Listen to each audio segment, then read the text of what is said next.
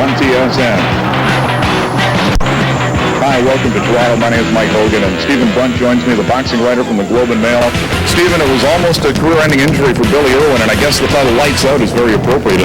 Very much so. I think there was a lot of question as to whether Billy Irwin would come back. He had retina damage to both eyes, was corrected by surgery that postponed a big fight for him. Now we're going to see really how he reacted to the injury, whether the Billy Irwin we knew before the fight can come back. There's always a question whether a boxer injures his hands or his eyes.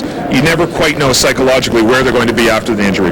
And it's not the first time we've seen retina problems with a boxer. Sugar Ray Leonard, Frank Bruno both come to mind. It used to be automatically. Your career was over. If you had any kind of retina problems, that was it. Commissions wouldn't let you fight. Now, because of advances in surgery, it's possible to correct the problems. But again, I think more than the medical issue, I want to see where Billy's at as a fighter, what he's thinking, how he feels tonight. And what's he thinking before the fight? Let's go to our partner, Spider Jones, and find out live from the dressing room. We're in the dressing room here with Billy the Kid Irwin. And Billy Irwin, this has to be an emotional night for you, especially when you take into consideration 6 months ago your career was in jeopardy. I'm not really looking at it like that. When the doctor told me about my eyes and I was going to have the surgery, there was no doubt in my mind I was going to fight again. So really, I'm not looking at this as being too emotional. This is just a 6-month layoff and business as usual. Now, you're the kind of guy that likes to fight every 3 months. You've been off about 5 months now. What kind of effect will that have on you in terms of ring rust? It's probably going to have a little bit of effect, but going 10 rounds, I'll have a couple rounds to get it out of me. But I've been working really hard and had a lot of good sparring, and maybe there won't be that much at all. I'm not sure. You're going in uncharted waters in a sense too, because Samariento has seen you fight, but you've never seen this guy fight before. Yeah, but that's, I've done that all my whole amateur career and a lot of my pro career, so it's really nothing new. Well, we wish you a lot of luck, Billy, and continued success, and we'll get back to ringside now with Dan Carter. Our first bout of the evening is a junior middleweight contest of 4 explosive rounds, and is brought to you by 4th Unit Transport. Introducing first, in the blue corner, he weighed in this morning at 147 pounds, originally from Lagos, Nigeria, now living in training in Toronto, Canada, with a record 2 wins, 5 losses. Please welcome Philippe Udofe.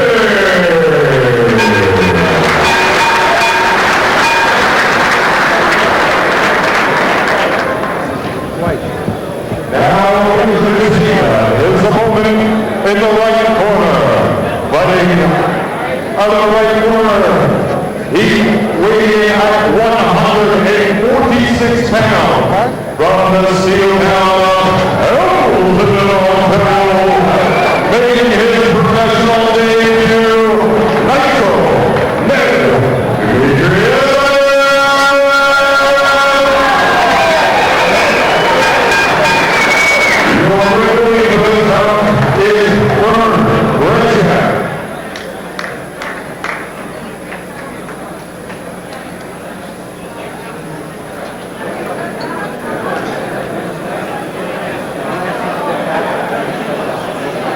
He's got the stare down pat if nothing else.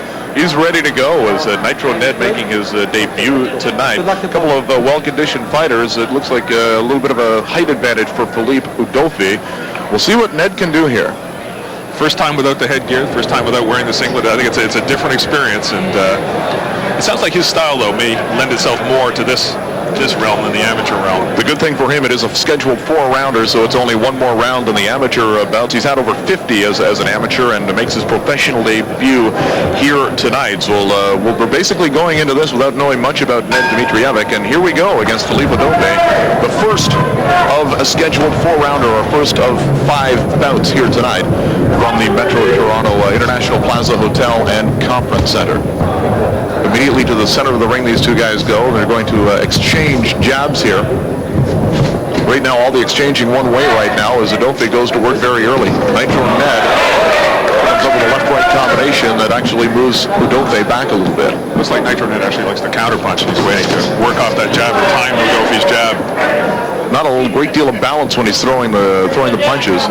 Very awkward looking on his feet right now. Trying to size up Udofe and look for the killer blow, and down he goes very quickly as Udofe comes in and nails him. He won't go to a neutral corner, and right now it looks like Nitro Ned is in big trouble. He went down hard, and it looked like he was trying to gain his balance as he went down, hit the canvas. Vern Krenchen has been on many of these bouts before. He might be Canada's best referee, and Nitro Ned is in trouble. Felipe Udofe. Not right yet. Udofe, I don't know if Udofe knows it. He should be going right at him there. Udofe with an overhand right that missed. Comes back. He established that left jab early and really caught Dmitrijevic. Although Ned chases him across the ring right now, Udofe goes back, now working out of the Atlas gym from Nigeria to Argentina to Toronto.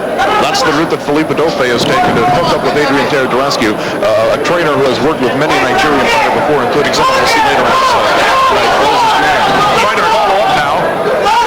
Udofe landed left and right and hurt Dmitrijevic again. He's been stung again. Dmitrijevic right now faces beet red.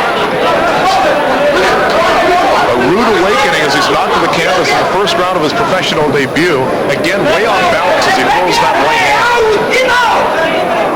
We'll see what kind of killer instinct Felipe Udofe has right here. The voice you hear in the background is that of the trainer, Adrian Teodorescu, also managing Udofe at this point. Overhand right. You know, it's a chopping right. It doesn't look like anything, and yet that's the punch that's really the punch that he hurt him with. An awkward looking right hand. It's an awful looking right hand. You're not going to generate much power from that angle. Not only is it an awkward looking punch, but the angle that it lands, almost coming straight down on the head of Dmitrijevic, although one did put him to the canvas. Looks good on his feet though, he moves around quite nice. You know, Dmitrijevic obviously is still stung here, but you know, when he pushes Udofe back, Udofe goes straight back with his head right up in there. He's right there to be hit. And I don't know if Dmitrijevic isn't ready to mix with this guy right now. Surprising power from Udofe, who does not have a knockout in his professional career. Okay. Here's the end of round one. Scheduled 4 rounders, entertaining first round. Not exactly what you want to send to the boxing Hall of Fame. No, a shocker, I would think, for Dmitrijevic's corner right now. I don't think they thought they were going to come in against a guy who can bang the way Udofe apparently can bang. Certainly, it's not his record. There's nothing to suggest he can punch like that. A couple of familiar faces in the corner of Nitro Ned as well as we take a look at the knockdown coming very early in the first round. Felipe Udofe sizing him up. Look at the hand down, just presenting a target, and there's that really awkward looking right hand that does indeed land and sends Nitro Ned to the canvas. It landed around the ear almost, on the side of the head, and he was really hurt, but he just barely got up, and I think there was a question there whether Frank Kretchen was going to let the fight go. Let's listen to Patrick Connaughton in the corner. Okay? You see what I'm saying, Edwin? Move your head on the way in. Don't win like a wooden soldier. Patrick Connaughton also training Billy Irwin. And here we go for round number 2, scheduled 4 here tonight at the International Plaza Hotel and Conference Center in Toronto, a stone's throw from Pearson International Airport. Once again coming out and trying to establish the jab is Felipe Udofe, and he's been doing that rather nicely. He's a very well-balanced fighter, Stephen. Well, he is, yeah, except when he goes backwards, and that's what Dmitrijevic has to do. He has to push him back because he doesn't move well backwards, and he's very open to be hit. But right now he's dominating this fight with a jab, and I'll tell you, a knockdown in a 4-round fight, that's 2 points. That's a 2-point round. Dmitrijevic's up against it already. It looks like you look at the cannons on the guy, it looks like he's got some knockout potential. And Patrick Connaughton, who you just saw in the corner, told me yesterday this man arrives in the ring with lethal intent. His problem right now is he's leading with his face. He's coming straight in, not jabbing his way, just leaning in, and he's making it pretty easy for Udofe. And you can see the right eye right now of Dmitrijevic is starting to swell, and maybe a cut under there. It's beet red. I can't tell if it's blood or if it's just swollen. Looks like there's a little bit of blood coming from there now. It's a mess right now. Not the way that he wanted to make his professional debut on national television, but Dmitrijevic far behind already. When he comes back, he said he might be able to come back with a knockout. That hurt Udofe. But watch Udofe when he throws there. He's flinching, anticipating the counter punch. He doesn't want to mix at all. Dmitrijevic goes at him. He's got a real shot here. Dmitrijevic once again cuts off the ring nicely. I don't know if that's intentional or not because the footwork right now does not look like it's a strong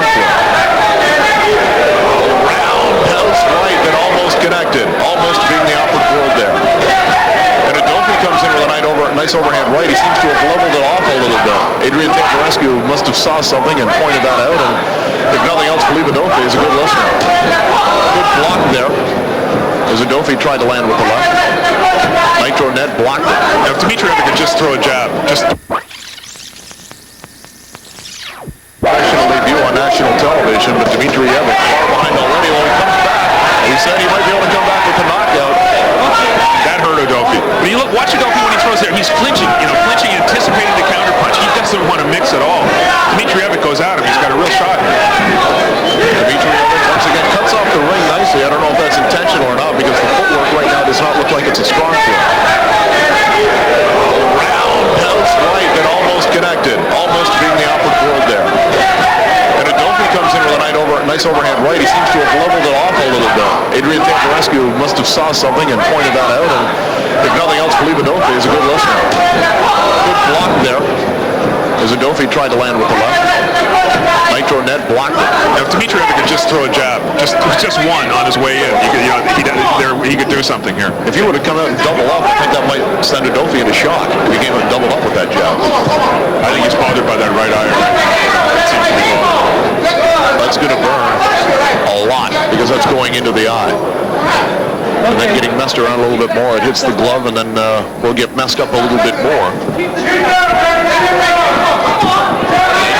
Dmitrijevic now with a little flurry here as we get down to the end of round two. Finally threw punches in combination there, threw the left and then brought the right hand behind it and was successful. But he's got to do a lot more of that. That's a nasty looking right eye right now. He's in trouble. We'll see what kind of pet man he has in the corner.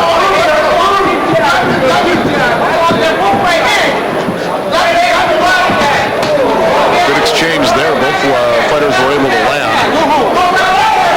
Sounded good. There have been a couple of occasions when Dmitrijevic has had Udofe squared up and ready for that punch as we end round two. Northern Lights Out on TSN is brought to you by U.S. Traffic, Canada's leading transportation broker, servicing Canada and the United States. By Forbes Hewlett Transport, an exceptional trucking service and very competitive prices. By Midas, the way it should be. And by Molson Canadian. My name's Mike Udofe, ringside with Stephen Blunt and Spider Jones. Okay, Stephen, how did you score that round? I thought it was a close round, but I thought Udofe won on the jab. This is a real gut check for Dmitrijevic. 2 rounds into his professional career, it's on the line right now. If you're just tuning in, Nitro Ned Dmitrijevic making his professional debut. He's in the black trunks. Philippe Udofe, who comes to Toronto via Nigeria and Argentina, he is in the white trunks and has a substantial lead after 2 rounds. And it is obvious, I think, what Patrick Connaught tried to reiterate to his fighter. This looks like a guy who doesn't want to fight fumble. That's the way. That's the only way he can fight. But again, he's just lurching in. He's allowing Udofe to fight. Udofe's throwing the jab, and just kind of leaning back. Dmitrijevic's got to come in with something. He's got to come in punching. He can't just stand out there and wait. We haven't seen much speed from the right hand. It's obvious he's got a lot of power there, but it's a very slow developing punch for a junior middleweight. Well, it's slow and it's wide, and they're not coming. They're not coming straight and crisp. It's got to turn into a brawl. Dmitrijevic's going to have any chance, because Udofe's outboxing in the middle of the ring. He's handling it there. Third round of the Schedule 4. Again, the professional debut for the Hamiltonian. See, right now he's making it a very easy fight for Udofe. Who just has the waltz for the last round and a half, and he's going to walk away with this win. Well, I think he'd be happy to just sit there and pick away with the jab. If Dmitrijevic's not going to come at him, I think he'll just sit there and throw the jab. We were told about Udofe, a very nice boxer with quick hands. Fairly conventional, that's obvious. Very good on his feet. He's still moving around there pretty nicely. But I'm telling you, he is open to be hit. You just watch the way he doesn't tuck that chin in at all, and when he lurches backwards and his head's straight up there. A pressure fighter who with a little quicker feet would knock this guy out.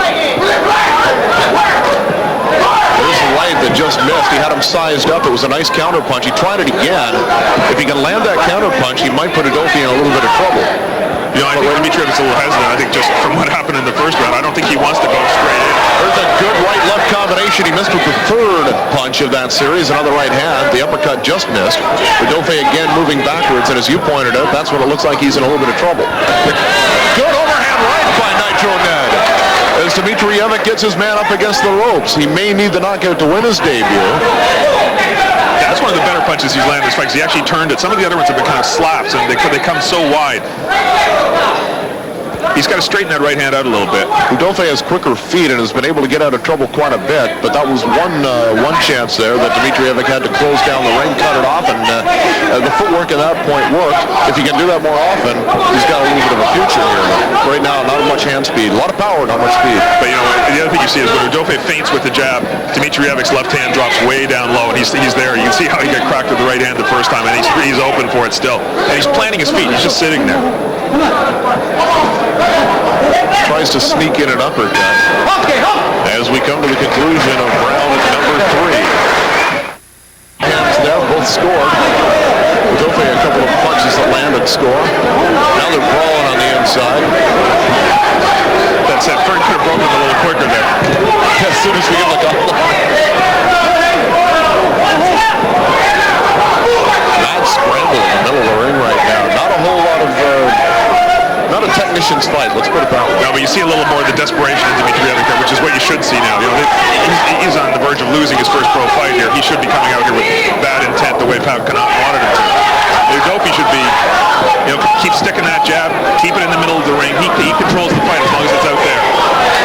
When he lunges, he looks bad, so that's something they're going to have to work with Dmitrijevic, with Nedry Simmons and Patrick Connaught.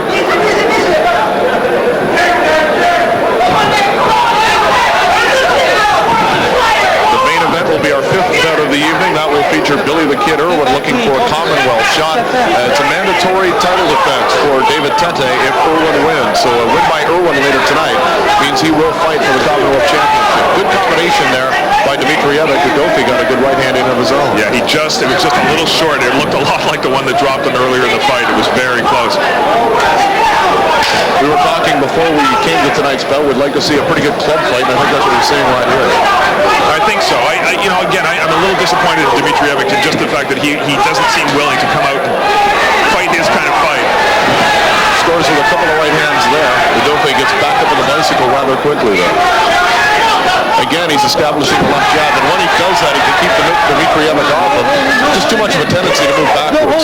Too much of a tendency to move backwards. And again, when Dmitrijevic is falling into these clinches inside, he's not really fighting. He hasn't been able to really close the distance to fight effectively. Not a bad left hook there, though.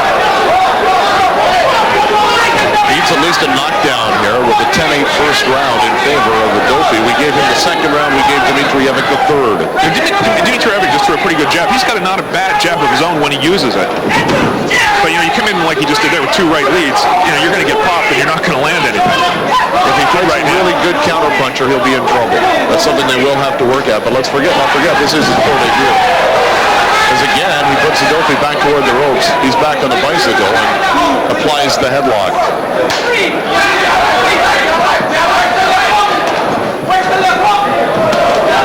It's a pawing jab. There's no snap to it at all from Udofe. If he could establish that, he's a much better fighter, but he hasn't been able to establish it since the first round. No, not really. And he does, I don't think he really wants to plan the fight. You know, I don't think he doesn't look like the most confident guy in the world. He doesn't need to at this point. No, but he doesn't need to right now. If he stays on the bicycle, he's going to win this fight. As the 4th round comes to a conclusion. Let's go to the ring. Here is our official scoring for the first bout this evening. Judge Buller scores it 37-38. Judge number 2 scores it 37-38. Our third judge scores it 36-39. Winner by unanimous decision, So indeed, Philippe Udofe with a unanimous decision. Our card with 39-36. That seemed to be about right for the rest of the judges. Our first winner tonight, Philippe Udofe, now upping his record to 3 wins against 5 losses. Getting ready to go into the ring now, Spider Jones will talk to our winner, Philippe Udofe. Adrian Teodorescu in the ring as well. Well, first of all, congratulations. Nice to get back on the winning track, isn't it? Thanks a lot for the congratulations and for everything. So I think this is an opportunity for me this time around to prove my worth. You started to really box much better in the third round. You used the jab and started to use the ring more to your advantage. Yeah, you see, because I know that is going to be the best for me if I have to win him. And so with the advice of my good trainer, Mr. Andre, then I have to do just like that. All right, good stuff. Let's get back to Steve and Mike here. Thank you, Spider. Philippe Udofe, the winner of our first bout tonight, and joining us now, the general manager of the International Plaza Hotel and Conference Center, Harry Oshansky. And Harry, this is number 2 for you. You did it earlier this year. Why did you decide to come back and put on another boxing card? I did it in January. Thought it was a big success, good exposure for the hotel, and I think we had about 1,200 people